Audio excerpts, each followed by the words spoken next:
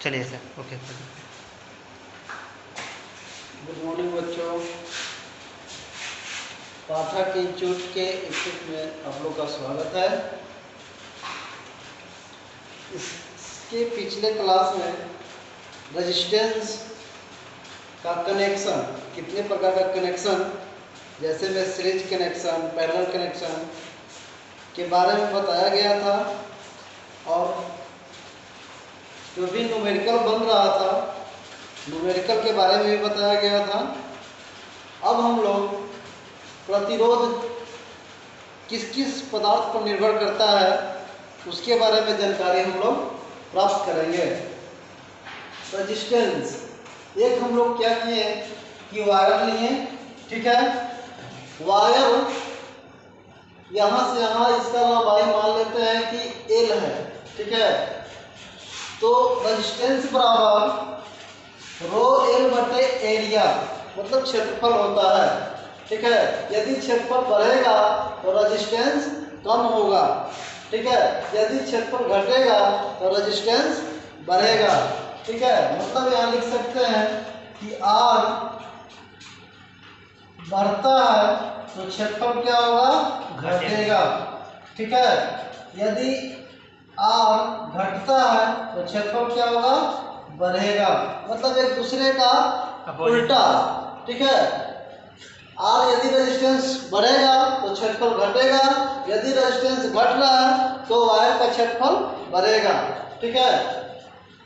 और लंबाई यहाँ पर जो है, ये लंबाई ये दर्शाता है कि वायर मेरा कितना लंबा है, वो लंबाई बता रहा है। लेकिन ये निर्भर किस पर करता है, क्षेत्रफल पर निर्भर करता है, ठीक है। यदि यहाँ से देखा जाए रेजिस्टेंस R समानुपाती L, यदि लंबाई बढ़ेगा तो रेजिस्टेंस भी बढ़ेगा, लंबाई बढ़ेगा रेजिस्टेंस का तो ये लंबाई भी बढ़ेगा, लंबाई बढ़ेगा तो रेजिस्टेंस भी बढ़ेगा। यदि रेजिस्टेंस कम हो रहा है तो लंबाई भी क्या होगा, कम होगा। यदि लंबाई घटेगा तो रेजिस्टेंस घटेगा, यदि लंबाई बढ़ेगा तो रेजिस्टेंस बढ़ेगा। अच्छा सर जी, हाँ बोलिए। रजिस्टेंस मतलब कि समानुपाती, मतलब तो यहाँ पर ये हुआ कि दोनों बराबर होगा कि अपोजिट होगा? नहीं, समानुपाती कहने का मतलब कि वो भी साथ में बढ़ेगा तो वो भी बढ़ेगा, अच्छा वो भी घटेगा तो वो भी घटेगा। अब विलोमानुपाती हुआ कि जब ये बढ़ेगा तो वो घटेगा और ये घटेगा तो वो बढ़ेगा, ठीक है। रो एक नियतांक है जिसको रेजिस्टिविटी कहते हैं या विशिष्ट प्रतिरोध या प्रतिरोधकता कहते हैं, जिसको हम लोग रो के द्वारा सूचित करते हैं। एल हो गया लंबाई की चालक जो लेंथ है, ए हो गया क्रॉस सेक्शन एरिया जो वायर का ये होता है, ये हो गया क्रॉस सेक्शन एरिया, ठीक है, यानी कि डायमेंशन। हाँ। अब यहाँ रो बराबर निकालना चाहेंगे तो R बराबर रो L बटे एरिया होता है, तो रो बराबर निकालेंगे तो R रेजिस्टेंस एरिया बटे लंबाई होगा, ठीक है। रेजिस्टेंस का मात्रक ओम होता है, एरिया का मात्रक मीटर स्क्वायर होता है और लंबाई का मात्रक मीटर होता है। तो 1 मीटर, यहाँ से 1 मीटर से 1 मीटर कटेगा तो केवल बचेगा मीटर, इसका मतलब यहाँ पर जो बचा ओम मीटर एंड इसका मात्रक होगा, ठीक है। रो का मात्रक क्या होगा, प्रतिरोधकता का मात्रक कोई भी पूछे तो क्या बताइएगा, ओम मीटर, ठीक है। प्रतिरोधकता का मात्रक ओम मीटर, इसलिए यहाँ पर मीटर स्क्वायर था, यहाँ मीटर था, तो 1 मीटर से मीटर स्क्वायर को काट देगा तो केवल 1 मीटर बचेगा, मतलब ओम मीटर आपका प्रतिरोधकता का मात्रक है। प्रतिरोध जो है, प्रतिरोधकता होती है पदार्थ जिसका चालक बना हो, मतलब प्रतिरोधकता उस पर निर्भर करता है जो जिस चालक का बना होता है, ठीक है। जिस चालक का बना होगा प्रतिरोधकता उस चालक के बनावट पर निर्भर करता है, किस चालक का बना है उसका प्रतिरोधकता अलग होगा। जैसे में एल्युमिनियम है तो एल्युमिनियम का प्रतिरोधकता जो होती है अलग होती है और तांबा का प्रतिरोधकता अलग होती है, ठीक है। एल्युमिनियम का अलग होगा, तांबा का अलग होगा, क्योंकि दोनों अलग अलग पदार्थ का बना है, इसलिए दोनों का प्रतिरोधकता अलग अलग होगा, क्योंकि प्रतिरोधकता जो है पदार्थ की बनावट पर निर्भर करता है, इसलिए एल्युमिनियम का अलग होगा और तांबा का अलग होगा, सोना का अलग होगा। ठीक है, मतलब जिस चीज का बना है सबका प्रतिरोधकता अलग अलग होगी। प्रतिरोधकता तापमान पर निर्भर करता है। यदि तापमान जहाँ ज्यादा है वहां पर प्रतिरोधकता ज्यादा होगा, तापमान कम है तो कम होगा, मतलब तापमान पर भी डिपेंड करता है। जैसे में देखा जाए एक चालक को खींचकर उसकी लंबाई को, ठीक है, 4 गुना कर दिया जाए तो उसकी प्रतिरोधकता पर क्या निर्भर करेगा। देखिए जैसे मान लेते हैं ये हम चालक ले लिए, एक चालक ले लिए,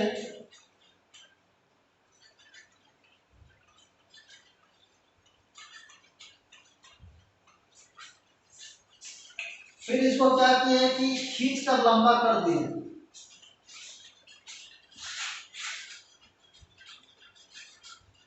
अब इसका प्रतिरोधकता पूछ रहा है, तो यहाँ पर देखिए प्रतिरोधकता जो है लंबाई पर डिपेंड नहीं करता। यहाँ लंबाई L था, अब यहाँ पर मान लेते हैं कि 2L कर दिए या 4L कर दिए तो 4 गुना लंबाई हुआ, लेकिन लंबाई जो है पदार्थ की किस पदार्थ का बना है उस पर निर्भर करता है या टेम्परेचर पर निर्भर करता है, लंबाई पर निर्भर नहीं करता है। इसलिए इसका प्रतिरोधकता जो होगा वही रहेगा, बदलेगा नहीं।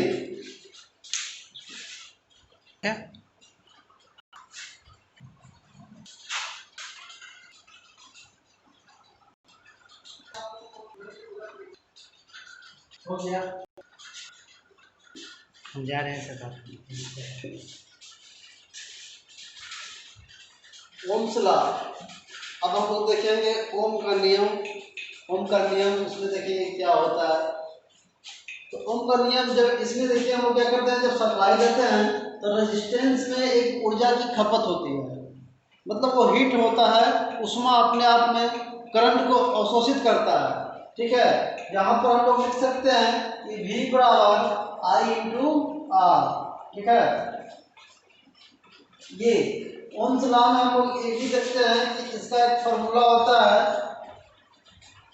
V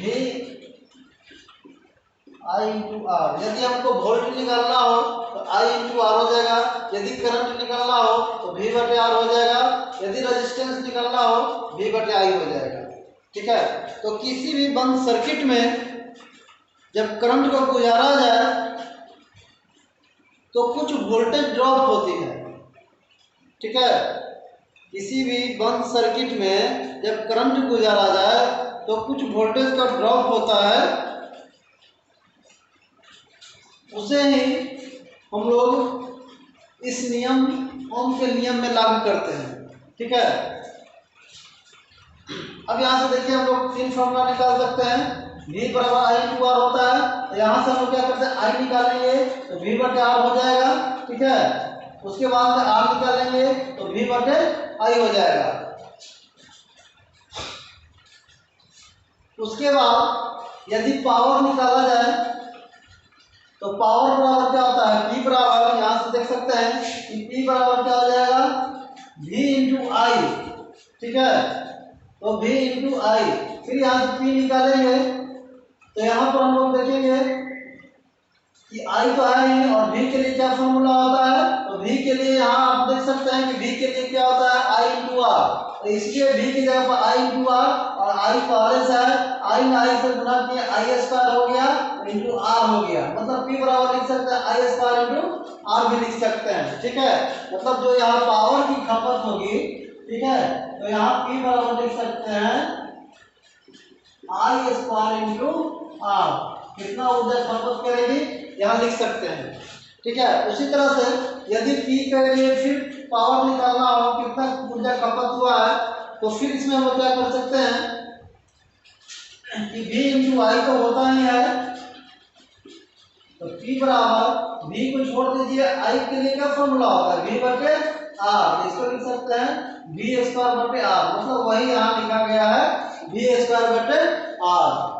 ठीक है, अब इसमें हम लोग देखेंगे कि अगर 10 ओम के प्रतिरोध को 20 वोल्ट की बैटरी से जोड़ दिया जाए तो शक्ति खपत क्या होगा।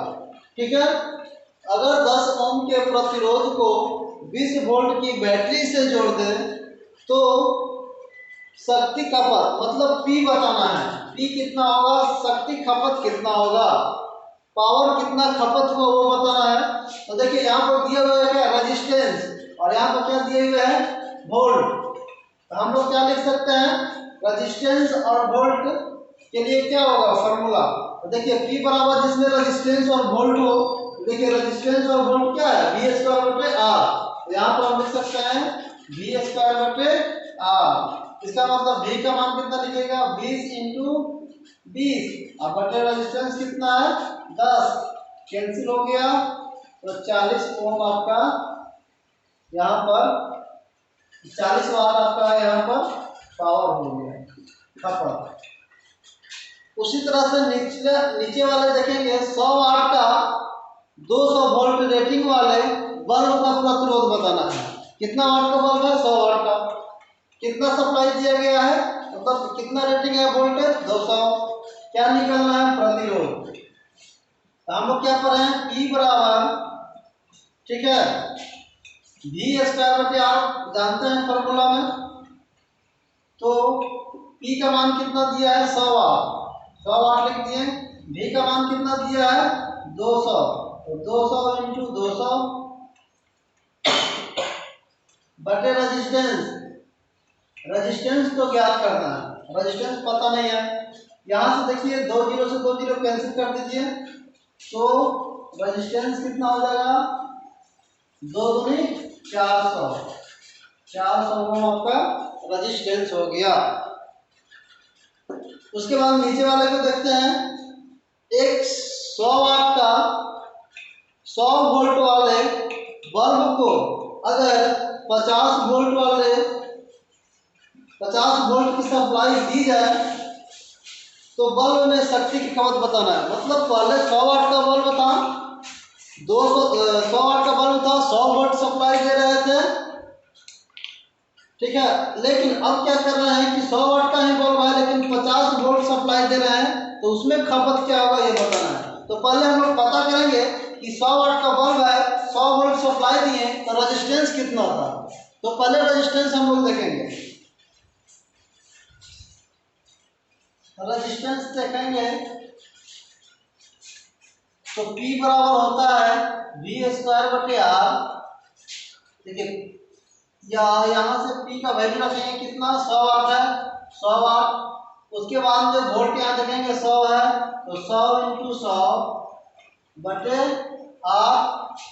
अब यहाँ से 100 कट गया, कितना बचा 100 ओम, ठीक है। मतलब 100 वाट का बल्ब 100 वोल्ट सप्लाई देते हैं तो रेजिस्टेंस उसका 100 वाट था, ठीक है, 100 ओम था, सॉरी 100 ओम था।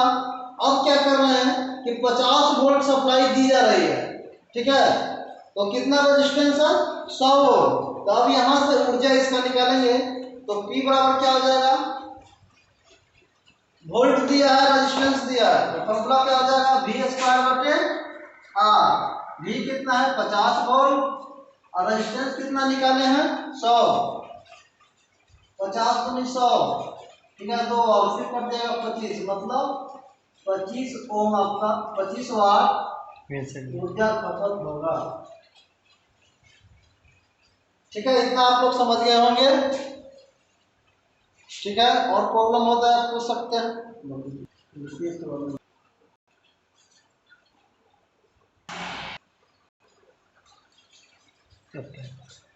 अब हम लोग देखेंगे KCL मतलब किरचॉफ्स करंट लॉ, ठीक है। इसमें हम लोग देखते हैं कि किरचॉफ्स का 2 नियम है, एक KCL है और एक KVL है, ठीक है। KCL में हो गया किरचॉफ्स करंट लॉ और KVL में हो गया किरचॉफ्स वोल्ट लॉ। लेकिन अभी हम लोग फिलहाल किसको देखेंगे, KCL को, ठीक है, किरचॉफ्स करंट लॉ। इसमें देखते हैं क्या होता है। ये आवेग संरक्षण के सिद्धांत पर, आवेग संरक्षण के सिद्धांत पर आधारित है, ठीक है। किसी भी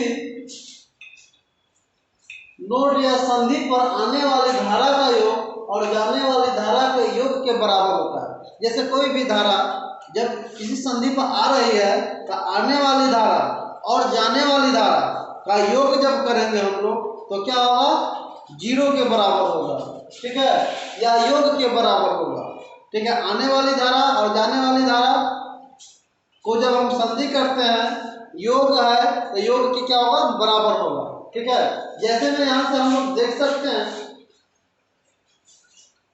कि एक देखिए यहाँ पर I1 है, I2 है, I3 है, I4 है, मतलब ये करंट एक संधि है, इधर से आ रही है I2, इधर से I1 आ रही है, इधर से I4 जा रहा है और इधर से I3 जा रहा है, ठीक है।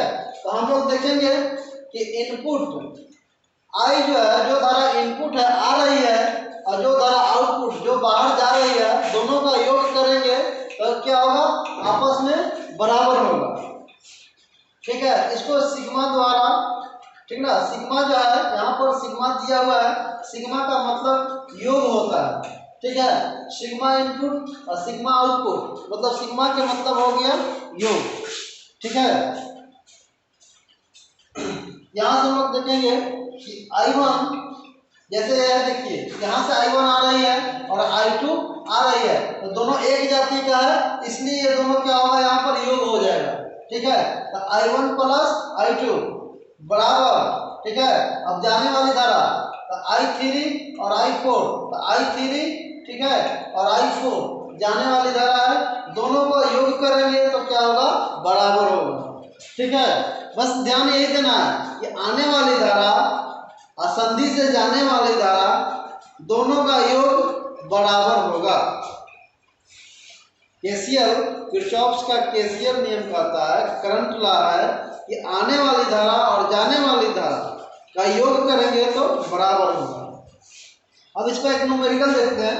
देखिए यहाँ से एक 9 एम्पियर का धारा ये संधि पर आ रहा है, इधर से भी 9 एम्पियर का धारा संधि पर आ रहा है, इधर से देखिए ये बाहर निकल रहा है, लेकिन ये धारा का मान मालूम नहीं है कि कितना है, ठीक है। तो देखिए यहाँ से आने वाली धारा और ये आने वाली धारा, फिर जाने वाली धारा और ये जाने वाली धारा, यहाँ पर हम लोग 3 धारा मालूम है, आने वाली, ये भी आने वाली मालूम है कि 9 एम्पियर है, 2 एम्पियर है और ये 4 एम्पियर है, ठीक है। लेकिन ये आने वाली धारा है और ये दोनों जाने वाली धारा है। जाने वाली धारा में एक मालूम है 4 एम्पियर है और अगला मालूम नहीं है कि कितना एम्पियर जा रहा है, तो इसको हम लोग निकालेंगे। तो यहाँ पर क्या करेंगे कि आने वाली धारा और जाने वाली धारा, ठीक है। तो देखिए यहाँ पर आने वाली धारा और जाने वाली धारा, अब यहाँ से आने वाली धारा 9 एम्पियर है और फिर आने वाली धारा 2 एम्पियर, तो आने वाली का योग करेंगे तो 9 एम्पियर प्लस 2 एम्पियर बराबर जाने वाली धारा होता है। तो जाने वाली धारा एक आई है, ठीक है, और ये क्या है, 4 एम्पियर दिए हुए हैं। अब इसमें से हमको इसको निकालना है कि क्या होगा, तो यहाँ पर ये जाति जो है, ये दोनों को जोड़ेंगे तो 13 एम्पियर हो गया, सॉरी 11 एम्पियर, और इधर I प्लस 4 एम्पियर। अब I का वैल्यू निकालेंगे तो 11 एम्पियर माइनस 4 एम्पियर, तो I बराबर 11 में से 4 गया 7 एम्पियर आपका आंसर हुआ। जो अगला जो है ये धारा कितना होगा, तो 7 एम्पियर। तो इस तरह से किरचॉफ्स केसीएल नियम लगाया जाता है और इस तरह का न्यूमेरिकल आपको मिलेगा, ठीक है। नेक्स्ट क्वेश्चन है एक, यहाँ पर हम लोग अभी सोल्व किए हैं, केसीएल का जो भी था अभी निकाले हैं। अगला नेक्स्ट क्वेश्चन है, यहाँ पर देखिए ये जो है करंट माइनस में 4 एम्पियर आ रही है, इधर से I आ रही है, इधर से माइनस में 6 एम्पियर जा रही है और इधर से 2 एम्पियर बाहर निकल रहा है। तो देखिए आने वाली, इधर से आने वाली और इधर से 3 जो है आ रही है और 1 बाहर जा रही है। तो हम लोग यहाँ से लिखेंगे 6 एम्पियर, आने वाली को जोड़ लेते हैं और जाने वाली को जोड़ लेते हैं, दोनों को बराबर करते हैं, तो माइनस 6 एम्पियर, ठीक है, प्लस माइनस 4 एम्पियर ठीक है, प्लस आई बराबर 2 एम्पियर। इसमें अब हम लोग देखेंगे -6 ampere plus minus -4 ampere plus I बराबर 2 एम्पियर। ये दोनों जुटेगा तो माइनस में 10 एम्पियर प्लस आई बराबर 2 एम्पियर। आई का वैल्यू निकालेंगे तो 2 एम्पियर, ये उधर जाएगा तो प्लस में 10 एम्पियर, दोनों जुटेगा तो 12 एम्पियर आपका आंसर होगा।